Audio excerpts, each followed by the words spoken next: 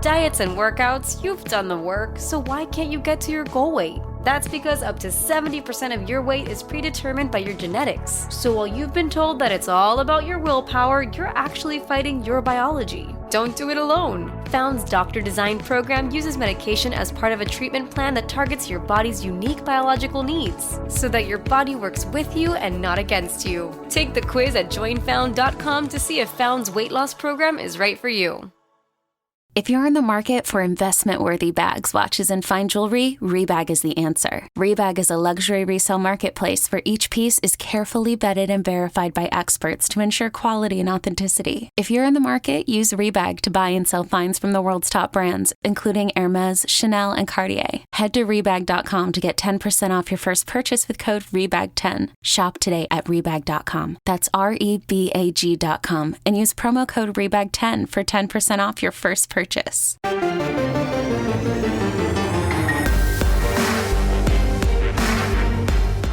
Welcome to the PowerCat Podcast, GoPowerCat.com's Kansas State Athletics Show.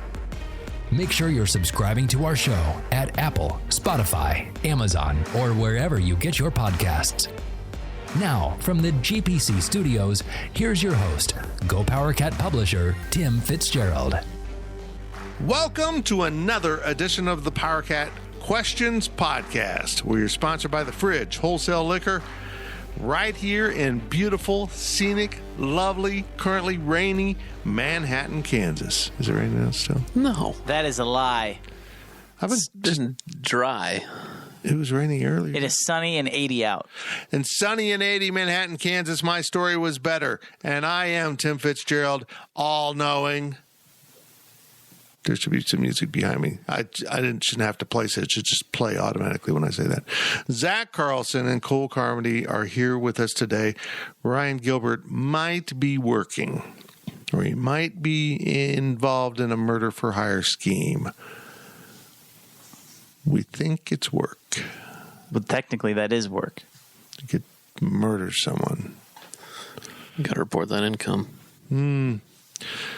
Yeah. I wonder if he got paid $200,000, he really would. What's this for? Oh, a little murder? Okay, Mr. Gilbert, thank you for your honesty.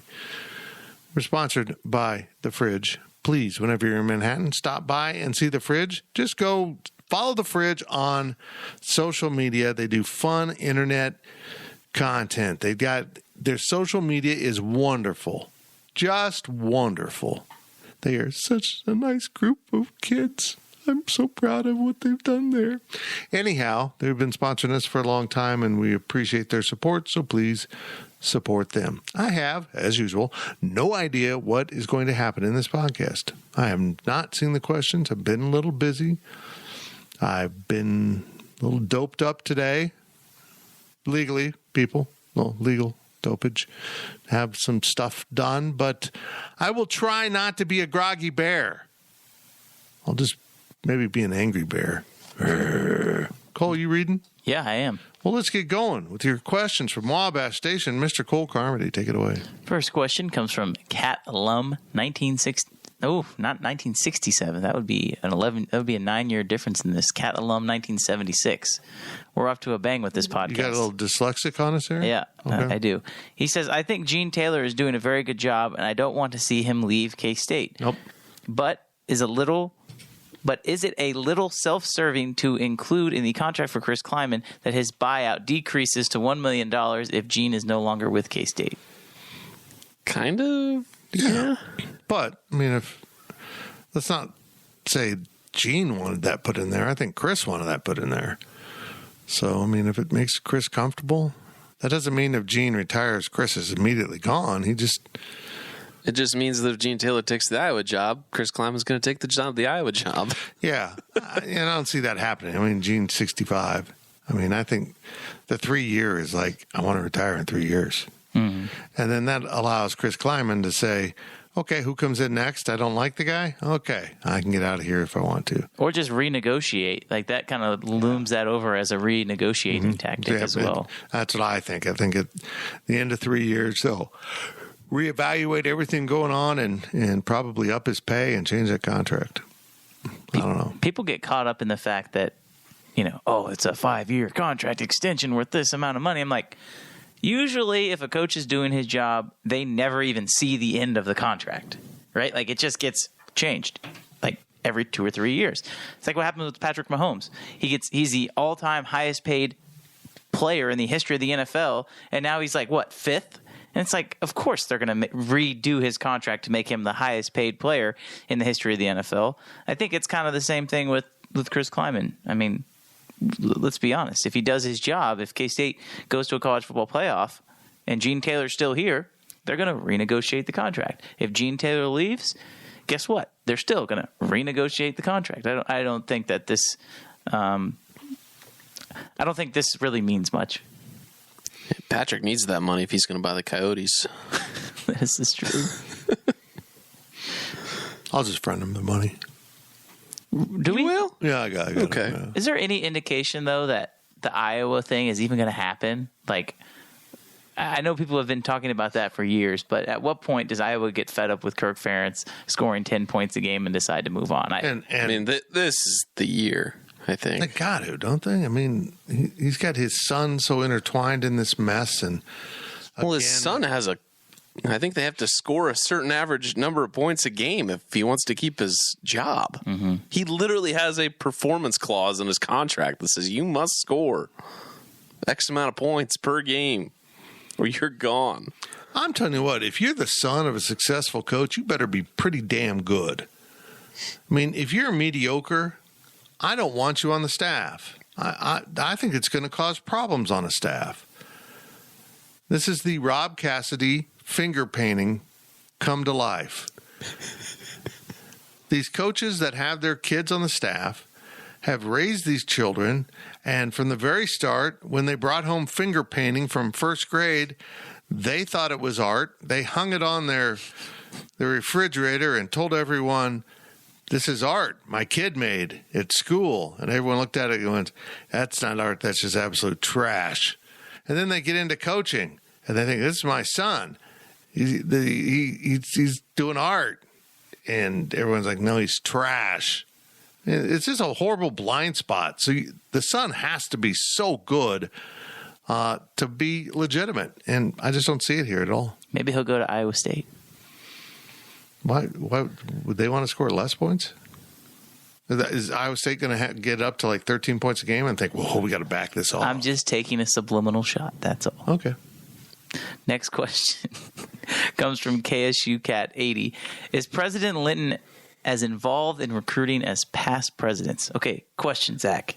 Is he talking about, are we talking about the university or are we talking about the athletic department? Athletic. Yeah, I thought we were talking about athletics. Yeah. Which, I mean, John Weefald was, you could argue, over-involved. Too intrusive Probably. at times. I mean, it was like he was so excited to be involved in recruiting as like a little kid, but it was effective, but probably a little overwhelming. And I think Richard Linton's got he's involved, but it's not craziness. He's not going to go through passes at practice, I don't think. I mean, I feel like with this situation, you have a president who really cares about K-State and who literally tries to play, I am just another person at this university. Mm-hmm. I never got that vibe with General Myers. And again, that's probably because everybody refers to him as General Myers. Yeah, he was just the head of the Joint Chiefs of Staff. Yeah.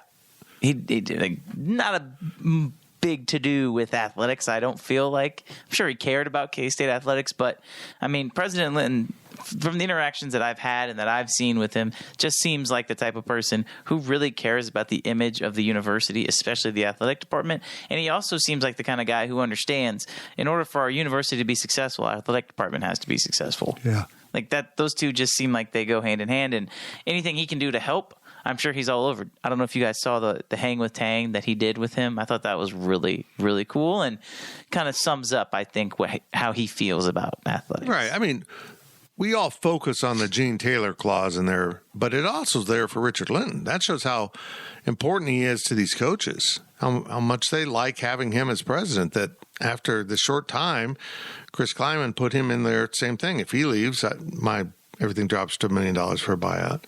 Now, I don't think he's leaving anywhere. I think he's going to be here for a while. Hopefully. K-State needs some stability in Anderson Hall, and I think he could be the guy to do it.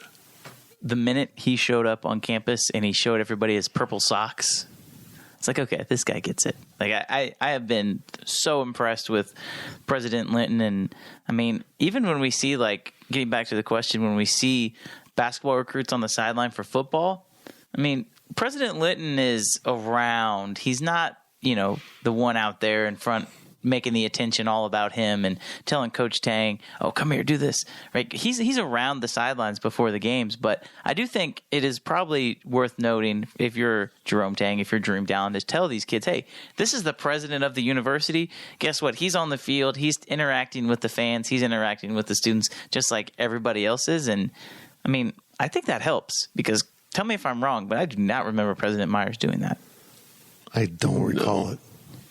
I mean, it's good to have a president that cares about being seen by everybody, and not just like from the fact of like, I'm the president, I want to be seen. It's I want to hang out with you type of guy. I think he's absolutely the best fit for K-State, I think. Is there a rule on if people in the education department can get involved in recruiting potential student athletes? Like, is there rules and stipulations on that?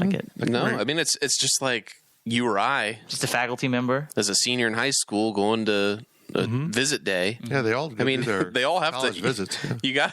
You got to have some sort of academic portion to this. To these athletic visits. It's not all just cool. We got a barbershop in the weight room. Like there's more to going to school than. There is actually, they do actually come to play school. They do. They actually take classes? Allegedly. So basically, this is what happens at other campuses. Hey, let's go tour the business school.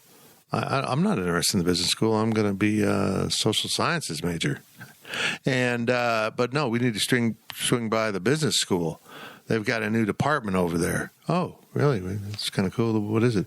The Department of Counting Money. And just you walk in, there's like the back room at a casino, and they're just running thousands of dollars of money. Whoops, I lost this stack.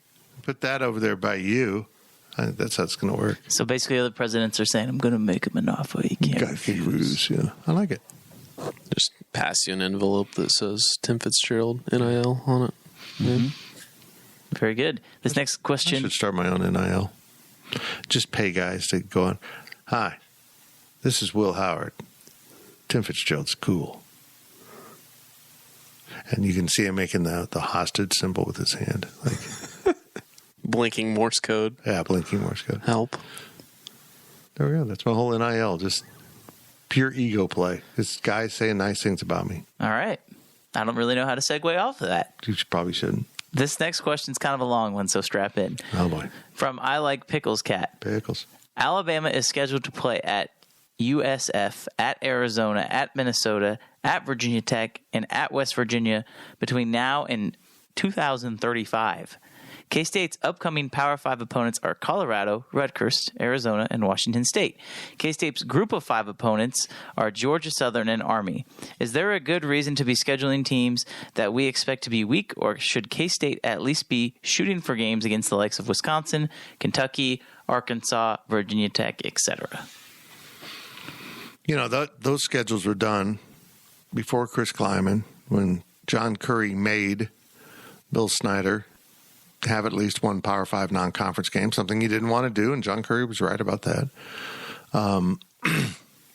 But that this was the compromise. We're going to go find you these teams.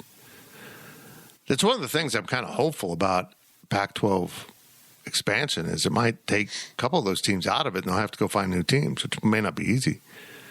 But, it might get interesting for Gene Taylor trying to find another Power 5 game on short notice.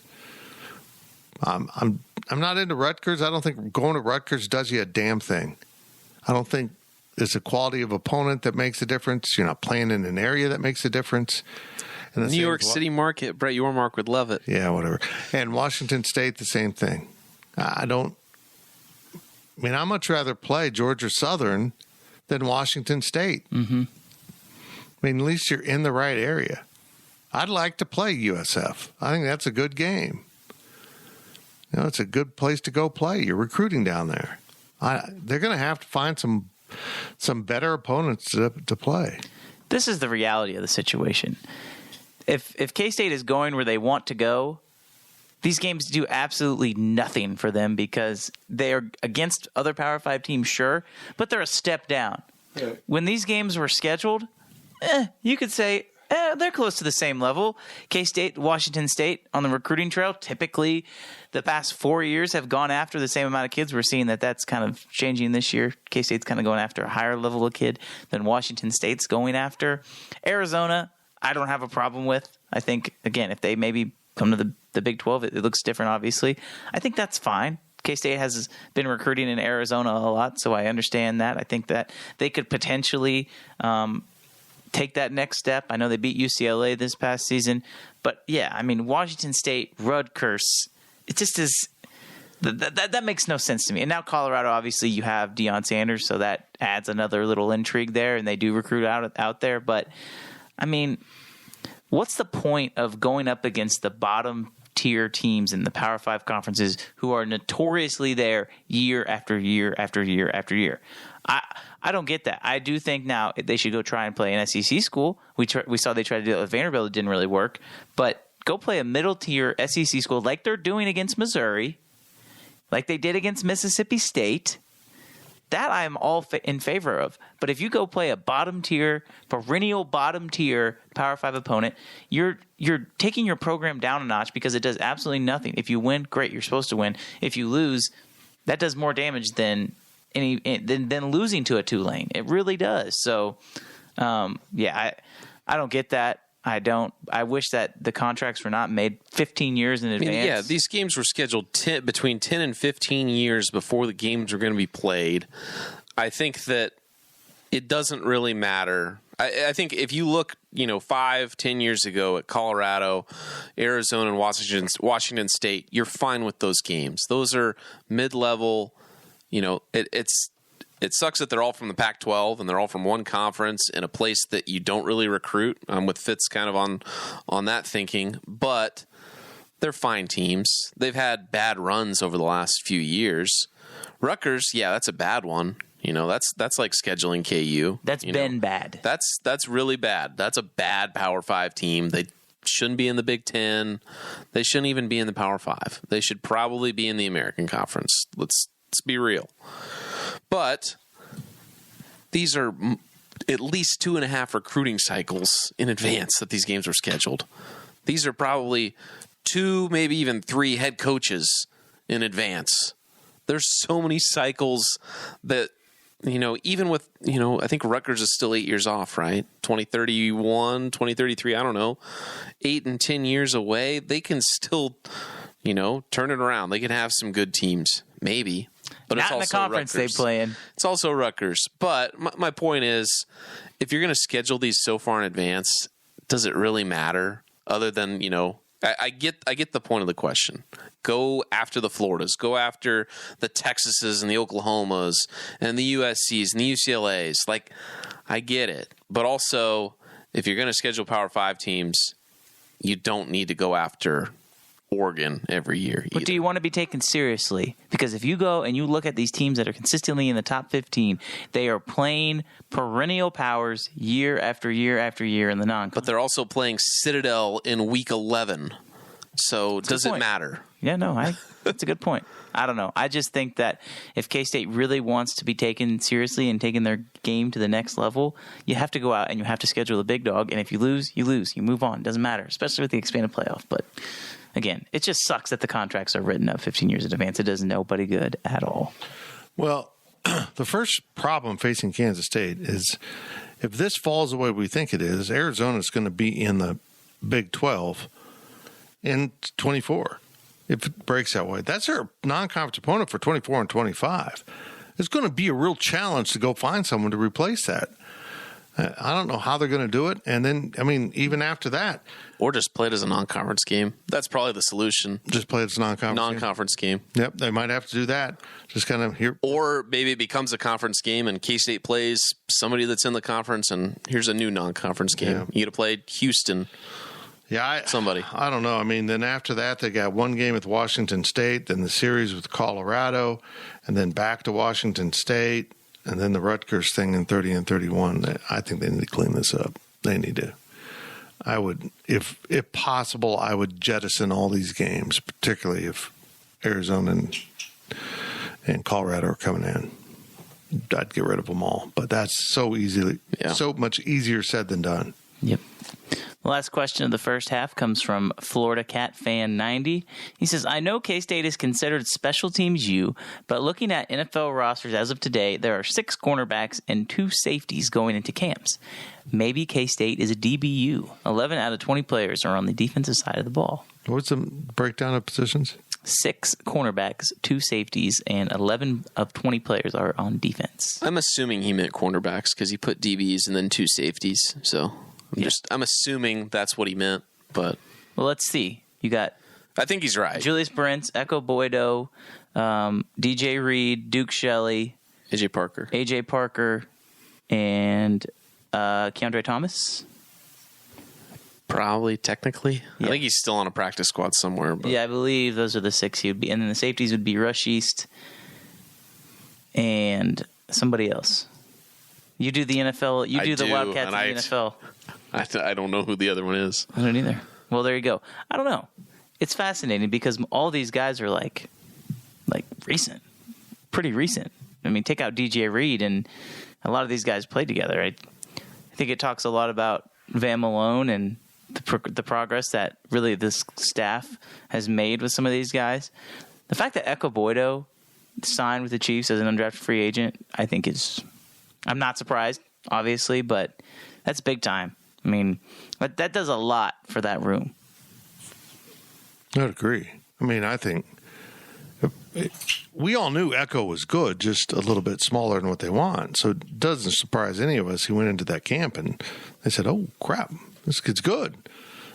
I think he's going to hang on in some way. You don't typically do that just for practice fodder. We'll see. I just hope we get this notion that the Big 12 doesn't play defense because people still have that. Isn't it crazy? And K-State is perennially putting guys in the league from the defensive side of the ball. I mean, at what point are people going to realize that the Big 12 plays defense, K-State plays defense? They might not have the highest stars, but they find a way to put guys in the league. I think Joe Hall put it on Twitter. There was a nice graphic he put up and just talking about the amount of talent that K-State has had, like a guy like Felix, a high 2-star recruit comes into K-State, pops out the other side as a first-round draft pick. I mean, we've seen that a lot, but on the defensive side, we've seen it more regularly, and I don't really know why that's the case. Maybe it's because they just people are not very good at evaluating defensive players like they are offensive players, but it's really cool, and I think K-State's going to have some guys on the defensive side, like Khalid Duke, who's going to be one of those guys. He's going to go under the radar and probably make an NFL roster by the time it's all said and done. I would agree with that. I think there's more NFL guys on this team. There's no doubt about that. I mean, Will Howard at quarterback? I mean, if that's so, that kind of flips it back over to the offensive side. It's good to see this many guys getting a chance in the league. It's a sign of the talent rising back up because there was a lot of K-State guys playing significant roles in the NFL in the early 2000s. And lo and behold, those teams in the early 2000s were good. So I think it's a good measuring stick of where your program's at for sure. Yep, no doubt about it. That is it for the first half of this PowerCat Questions podcast. We hope you'll stick around for part 2. I have no idea what we're going to talk about, but I'm sure it'll involve violence and maybe possibly some sex. Maybe not. GoPowerCat.com's PowerCat podcast continues after this short break.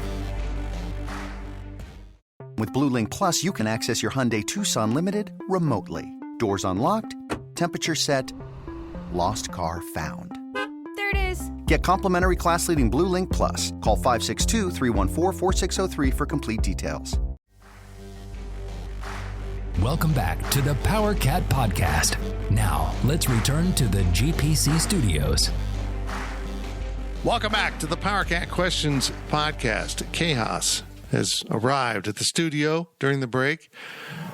We have 2 flies, 2 dogs, and it's a showdown. Actually, we're down to 1 fly because Daphne got one. And she spit it out. Spit it out. They're currently patrolling the studio set corner there by the lava lamp's gonna die, I think. Don't drop the lava lamp. It's gonna shatter. This is the Power Cat Questions Podcast, the one in which you get to ask us actual sports questions and we attempt to answer them. That's what we do here. We talk K-State sports, but the questions come from our members at Wabash Station at GoPowerCat.com. It's our premium message board, and the answers are for all to hear. But if you want to be part of the question asking, please subscribe to GoPowerCat.com. We continue to grow. It's fun to watch it as we keep reaching new subscription highs on this network. Tim Fitzgerald, Zach Carlson, and Cole Carmody today because, well, Ryan Gilbert's got another job, and let's be honest, he loves those people better than us. And there's also alcohol at his job. I probably would like that job better. We have flies. We have flies, and we have 2 wild animals hunting those flies. So this could get interesting. Just ignore the sounds of the hunting dogs in the background, and here are your questions from Wabash Station. First question of the second half comes from Kat in Colo. He says, I heard a discussion on if the Big 12 will need to, or really should, change its name if more teams are added. What are your thoughts? Stick to Big 12 regardless of the team number, or take the opportunity to rebrand if they span to Florida or to Arizona or even California? No, never rebrand. I think rebrand. And here's why. Look at all the negativity we've run into in the whole expansion process. The whole well, you were just talking about, everyone around the country still thinks the Big 12 throws the ball over the field and can't play defense. I mean, that's just... Changing your name's not going to fix that. Will. Yeah, it'll show your new conference. That you're something different. I personally don't want... I've gone through all kinds of regional names and coast to coast and sea to shining sea and all this stuff, and I just keep coming back to this. They own Big 16 as a mark, apparently.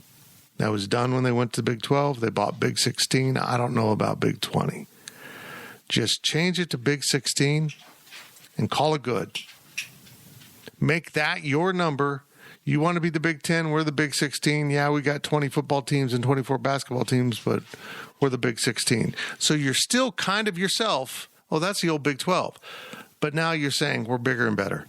And I think, too, like, that's just the history of this conference. It started as the Big 7, then it went to the Big 6, sorry. Started as the Big 6, then it went to the Big 7, then it went to the Big 8, then it went to the Big 12. Why not just keep that along the lines of the same thing and add it? I actually do think if you own the rights to Big 16, fine. Right. But I think that if numbers aren't going to matter, stay Big 12. You've owned that name for 25 years now. Just run with it. Keep it going. But that name is so associated with Texas, Oklahoma, yes. Nebraska, Texas A&M. You know, I just think it gives you a kind of a fresh start. They were never in the Big 16. None of them. And I don't know if you want to redo the bylaws and make it an all-new conference. I personally don't want that. I want to keep the records. But would like to have some barrier between the survivors and the traitors. And, you know, that conference is in some ways gone. You were never in the Big 16. So that's basically my argument. I get that. I'll be fascinated to see what Brett Yormark wants to do with this. I just think that the name is historical still. And yes, OU and Texas were part of that, but they also helped make the Big 12. At least if you want to look at the good parts of it, they at least helped with that brand perception nationwide. Mm-hmm. And when you see Big 12, it's going to take a while before people remember, hey, they're in the SEC now. They're not in the Big 12 anymore. There's still that brand association that'll carry over at least for a little bit. Good. And especially if they struggle in the SEC. They'll be like, oh, they could be in the Big 12 and be winning that. So, okay, you guys, do you watch Ted Lasso? Yes. I haven't watched. I watched the last episode. I haven't watched this season. Okay, I'm like one episode behind, but I'm going to draw a comparison. Do you remember when, if I'm not trying to spoil it, but the Zlatan don't spoil it. It's not Zlatan. What's his name? It's the guy who's based off Zlatan. Yeah, I've heard there's a guy that's based What's on his name? Zlatan. Fitz, the guy that comes. I can't remember. Okay, so they get this really big time superstar, and he is like very theological, and he says you can be whoever you want to be. And so the goalkeeper's name is his last name Zorro, and he's like, well, I'm going to change my name, and I'm going to go by Van Damme now, just randomly. He's like, whatever happened, the guy's like, whatever happened to you, Zorro, it was in the past. Now you're Van Damme. Well, it's kind of like the Big 12. Whatever happened with the Big 12, you put it behind you. It's a fresh start. The Big 16, they're Van Damme. They don't have to remember. They can have the same qualities that they had when they were the Big 12, but they have a brand new name now, and it's still the same conference. I think that's what they need to do. Taking a big with a number after it is the only acceptable change that I will accept. You can't become something else. You can't become the sea to shining sea. No. Sea to sea conference. The Collegiate Premier League, as cool as that sounds, it sounds like lacrosse. And K-State doesn't play lacrosse. Yeah, they do.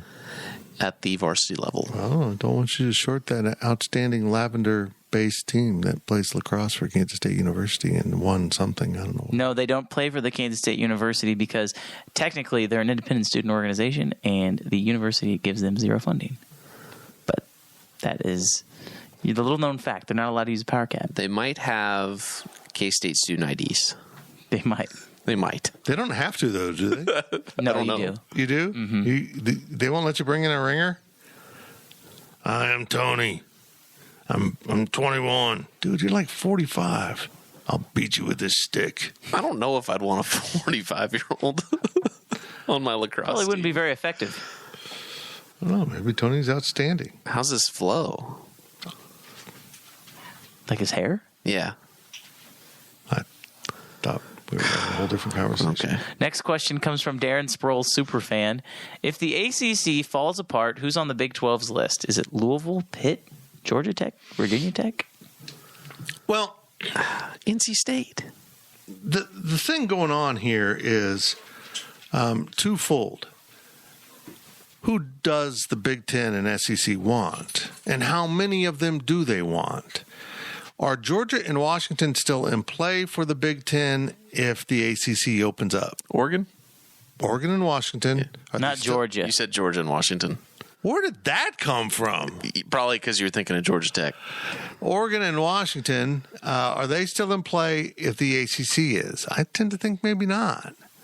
I only think the possibility is of another West Coast team might be Stanford if somehow, some way they can get Notre Dame, since that's a team they play every year.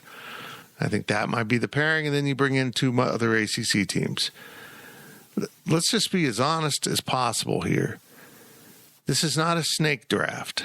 This is the SEC and Big Ten will take who they want, and then everyone else will look at you with their empty bowl in their hand and more conference. And, then you kind of pick them.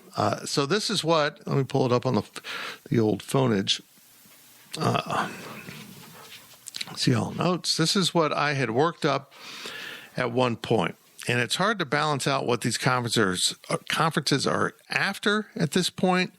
And none of this involves the Oregon, Washington, or Georgia, if you want to throw them in. Oregon, Washington stuff. This is all ACC, who I think the Big Ten and SEC would get.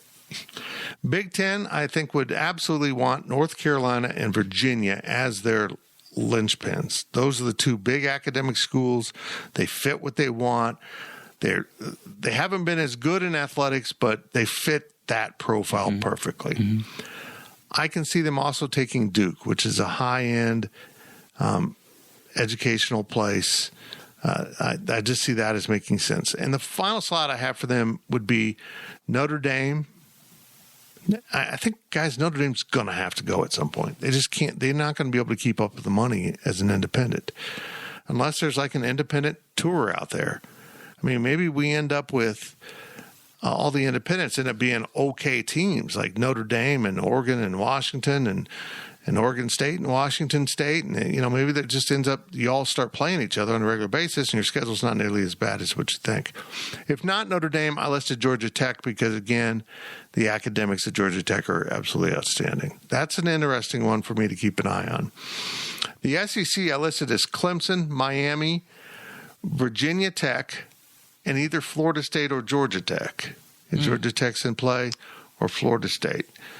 Even then, they might pass on one of those and go to NC State. See, I feel like Georgia Tech would be an SEC school. You get the Atlanta market.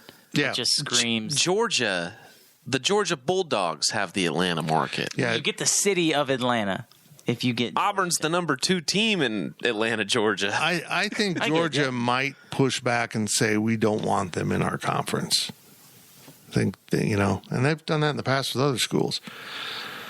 So what this comes down to me is the Big 12 will be looking at these 5 schools as possibilities. I think everyone else, all the schools, the most likely picks of Clemson and Virginia Tech and Florida State and Georgia Tech, that's the best fit, I think, for this conference, though let some of those be gone. I think you're going to be down to either Florida State or Georgia Tech, NC State, Pitt, and Louisville. In reality, I wish they could get one more Florida school. I wish there was one more Southern school to bring into this, because at some point you end up with, if you handle the Western expansion properly, you end up with 5 4-school pods just perfectly aligned. And if you end up with NC State, UCF, Florida State, and Georgia Tech, you've got this Southern pod. And you end up with maybe you bring in UConn with this next grouping, which is something that's popped back up as a possibility. I'm not crazy about it, but it does play in the basketball end of it.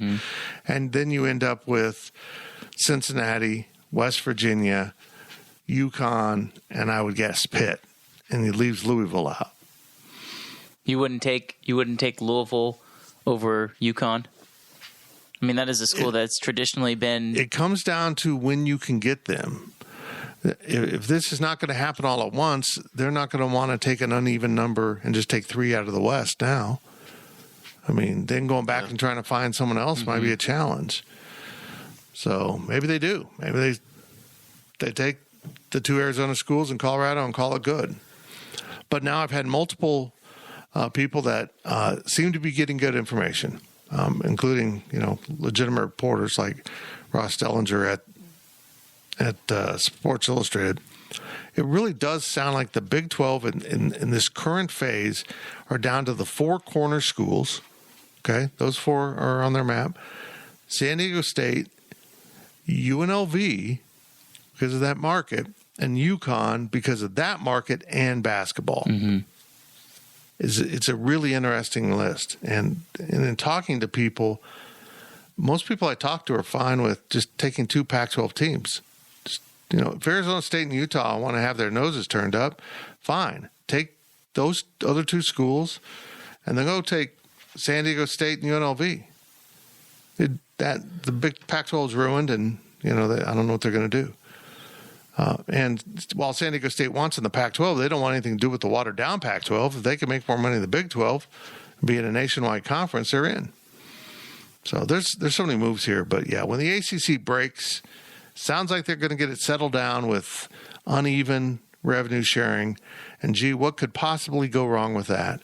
Why don't you let Florida State set up its own TV network? So you don't have Florida State in the SEC, is that right? I don't think Florida wants them. They might be able to get Miami in there.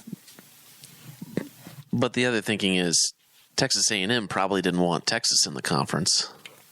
That's the way. That is the way I see it.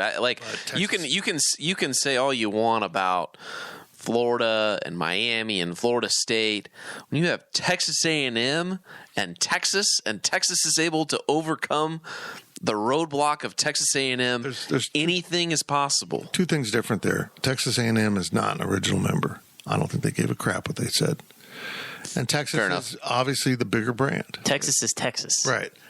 Florida State is Florida State. When you go to Florida, Florida is the biggest brand. The other 2 are more recent. I mean, Florida State came to life with Bobby Bowden in the 70s and 80s. And Miami was more about the 80s with Jimmy Johnson and Howard Schnellberger and all those guys. They have much shorter histories. And I think they have the ability to block those teams. Now, I don't think they're going to want to block them both. I mean, I think if you can get Miami, and now we're hearing the Big Ten might be really interested in Miami, which I think is odd. private school academics. Yeah. Kind of fits. But they got that bad boy image still, which I don't necessarily think the Big Ten is a big fan of. But, See, I think Georgia Tech is going to be one of the teams that's like Boston College that are just going to be left outside. I don't think that they're, unless the Big Ten thinks that academically Georgia Tech is worth it from an athletic standpoint, from a market standpoint, I don't think that Georgia Tech is going to. The Big 12 will not slide. To get more into the South with, I believe they are land-grant. It's one of the great engineering schools in the country. I don't see the Big 12 pass. That's the brand. I think that there's going to be better fits above Georgia Tech that the Big 12 would take. I think your Pitts, your Louisvilles, your NC States. If Florida State and Miami are on the table, those are certainly above Georgia Tech. I truly think that Georgia Tech is going to be left on the outside, probably with Syracuse, probably with Boston College. I think what you end up with probably at some point is a 12 to 16 member conference, half on the West Coast, half on the East Coast of the teams that have been abandoned and left behind. I agree. And their contract will not be Power 5 level, but it won't be Mountain West either. Mm-hmm. It'll be somewhere in between. Yeah. The island of misfit toys. Oregon State, Washington State, Georgia Tech, Syracuse. It'll be a weird Boston College. You'll split it down the middle. You might maybe you try seeing if some teams from the Mountain West Boise State. Join up, some American teams. You can probably elevate a few teams across the country. Really, if you wanted to do it that way, as one conference, it could be really effective. And what you essentially do is you have two divisions. You just split it east-west. Yeah. And you play, in football, you play everyone in your division, so there's 7 games, and you're only going to play 2 from if you're west, you're only going to play 2 from the east. One's coming to your place, and you only go over there once. Mm-hmm. I think you could sell that. And then you have the championship game in between them. I cannot wait. TWA Dome. In St. Louis? Yeah.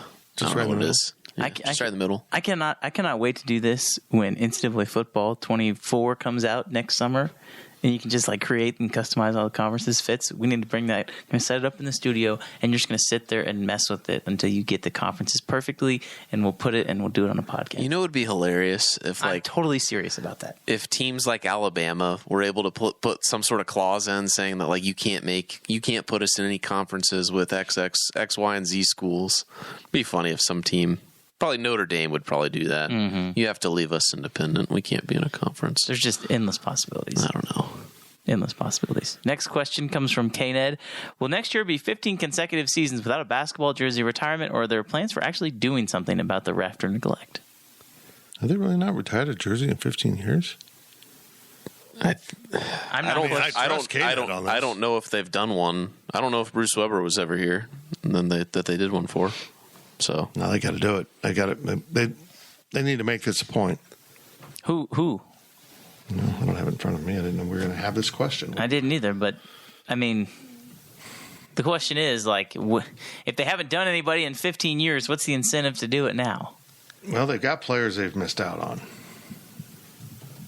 Maybe this staff makes that more of an emphasis. I mean, what is this? Consensus All-Americans is defined by the NCAA. Okay, Bob Boozer, Ernie Barrett, Michael Beasley, Dick Knotzman, F.I. Reynolds. Not up there, sir. Mitch Richmond is. Those are the 6 consensus ones. But, yeah, they could just go back and find older guys. It bothers me. They've ignored the history. Jack Gardner and Tex Winter to a degree. With the lavender, with the old Willie logos, it seems like the staff is trying to embrace the history more. Right.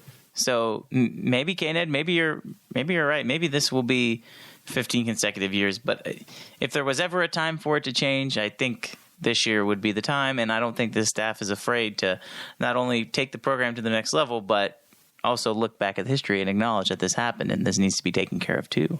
I mean, that would be my guess. I mean, who on the staff though care? You know what I mean? Like, it's weird that somebody I think it's weird that somebody on the staff has to be the one that makes it happen. That there's nobody in athletics that is thinking about this. The marketing opportunity, the getting butts in seats to honor some famous, K-State historical player. I don't think they're worried about getting butts in seats because people are going to come to the games anyway. That's fine, but let's think about the last 10, 15 years. You should have been honoring these people because now you have a backlog of people that, I mean, if you wanted to put Marquise Noel in the rafters tomorrow, there's probably 20 guys. And if you did 2 a year, it'd be 10 years before you even got to that, and maybe even longer. I mean, just think about it. Like, it's been neglected for so long that I don't think that this is on any staff. This is on athletics. I agree. This isn't on. It's not Jerome Tang's job to ask for, hey, let's put some jerseys up in the rafters. The one thing they could do is put UMass on the schedule to come into Bramlage, and hopefully it works with Jacob's schedule to do it. Now, he's also said he wants Brad there, but look, that's Jacob. We're never going to get it done. Unless you wait 15 more years. Right. You want to wait 15 more years? You want to get this done. Yeah, I would do that and have a pregame ceremony in which Frank could take part of it.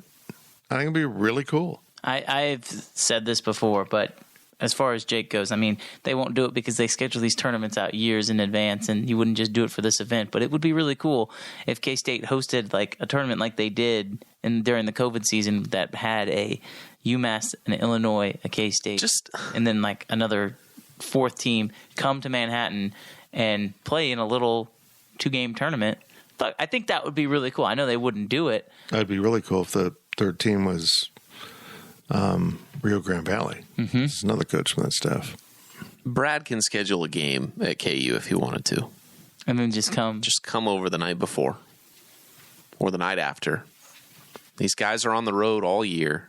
It's not that big of a deal for Brad Underwood to take one night off to go to Manhattan, Kansas to see Jacob Boland's jersey go in the rafters. I think he can make it happen. Game or no game. Not that big of a deal. So Frank, Brad, Jerome, and Gene, if you're listening to this podcast, make that happen. Exactly what we just said. I like it. Okay. Last question of the podcast comes from Wildcat Pilot 88, the question that everybody's been waiting for. Since KU is asking for taxpayer money for facility improvements, what should K-State propose for an equal amount of tax money? Okay, so I'm going to be careful here because I got a couple daily deliveries I'm working on. No, KU fans, I'm not done with you. This thing's obnoxious. This thing is questionable in how it's being financed. Why do they need to include the Campus Center project or Campus Gateway project into a football stadium renovations? And they keep saying, well, the grants are totally separate. Well, they're not. It's one project. Like I told someone online, if mommy gives you $20 to go for dinner, but don't spend it on drinks, and you spend $20 on dinner, well, you've got 20 of your own bucks left over for drinks. Did she not buy you drinks, or did she? That's the same kind of question. It goes into the same pool of money. There isn't going to be some firewall saying these particular dollars can't go over there. It's in the budget. It's just in the account. These should be two separate things. Absolutely two separate projects. We're going to fix our football stadium with donor dollars. And over here, we're going to build this cool gateway for the university, including an absurd $85 million from the federal government that Kansas gets to hand out. Nobody around the state is getting close to what University of Kansas is. It's because we're the flagship. There is no flagship. That is some kind of weird fantasy you've dreamed up to make yourself feel important. There is no flagship. You aren't the dominant university in the state of Kansas. Well, we bring in more from out of state. Well, actually, you're the University of Kansas. You should be educating Kansans. So it's a weird flex that you bring in people from out of state. It's also weird how they say University of Kansas, but they're KU. KU. Don't even start me on it. I don't know where this is going to end up. I mean, there's rumors that the project's already faltering, and here's why. None of the donors want to give money for football renovations. David Booth did, got his name on the stadium, but no one else appears to be stepping up. So they have to attach to it a non-football project that they can raise money funding for, so that they have enough to add plumbing and better seating and rearrange the sight lines. Guys, I don't know. I've been to Memorial Stadium a number of times. This $330 million budget for the whole project, they need that for the stadium. You haven't done enough to that stadium over the last 40 years to make it functional in this modern era. You need a new stadium. You just do. But you can't because it's a memorial. These should be two different projects. And you need to better explain to your faculty and your students why you went and got $85 million of grants to build a convention center, a bar area, and hospitals, which to me sound like, call me crazy, things that a business person should be doing, not the university. Particularly a university that, as far as I know, doesn't have hotel restaurant management. Kansas State does. They should ask for money to build a hotel. So you're answering the question. But my real answer is, and I'm going to talk to Gene Taylor about this, I want you to go before this committee and ask the foundation to backstop your offer, which is the same thing they did with the KU Foundation. They hadn't raised money. It's all a shell game. You need to have 75% of the money for the project raised. KU wanted $50 million. They needed to have $150 million raised and available to get the grant. It makes sense. But they didn't actually raise that money. Their foundation, the non-athletic foundation, said, oh, we'll backstop it. We'll guarantee it with this money. And they have no intention of letting them spend that money. I'd be furious if I was an academic person, the foundation was doing that. It's just a guarantee. But here's the thing. So now to get that grant, you're going to have to make sure you replace all that money with new fundraising. You're going to end up having to fundraise for $280 million or $250 million, whatever works out. It ain't going to happen at KU. If it's not dealing with basketball, you're not going to get that money except for bits here and there. But for basketball at Kansas State, I would like Gene to go propose a $50 million grant out of these same funds to fix Bramlage Coliseum. Oh, we got to have something for tourism. It can't just be sports, remember? Oh, well, yeah, we're going to build a Kansas State University Sports Hall of Fame, which will bring in tourists on the ground level, along with their ticketing, which will help those tourists kind of enjoy their time there. And then, the whole project will be $200 million as we take the roof off and build this whole side in, and there we go, but we get $50 million. I'm actually very opposed to that. But if the state of Kansas and its shady senators are going to be like sliding these grants in and saying, oh, just pretend it's not basketball, even though it is basketball, because they're trying to say it's not football when the damn grant application makes it clear it's about football. Just this money, the state has a surplus. I come to this. The state supposedly has a $2 billion surplus, and our campuses have a $1.2 billion list of infrastructure improvements that are desperately needed on all the campuses. Seems like I found a solution for that. But no, the entire grant of money from the Board of Regents to address that $1.2 billion shortfall was $45 million for all the campuses combined this year. It's less than the one grant Kansas got for what is a football project. It's crazy. What is the state legislature doing?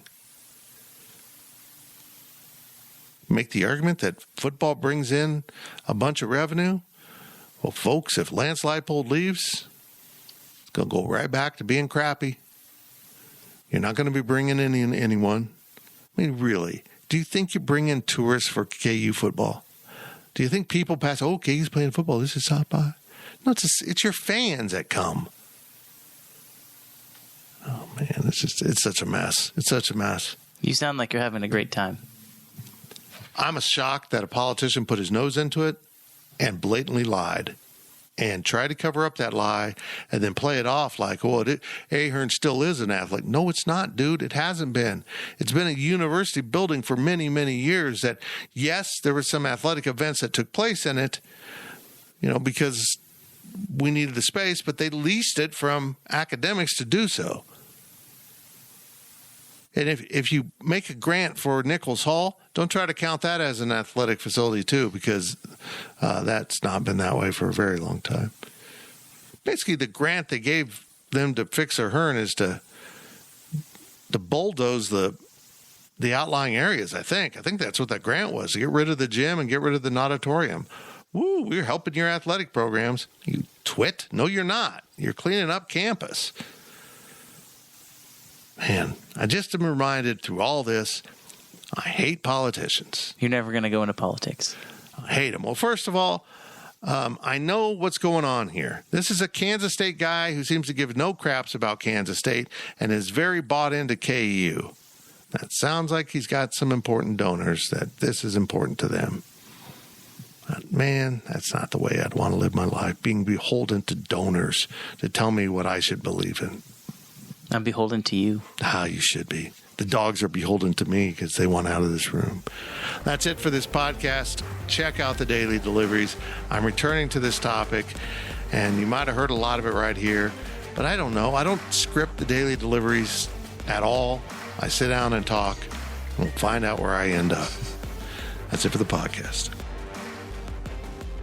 Thank you for listening to the Power Cat Podcast.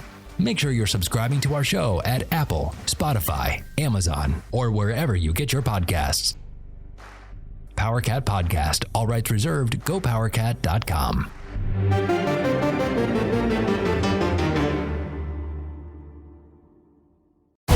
Mean Girls is the #1 movie in America.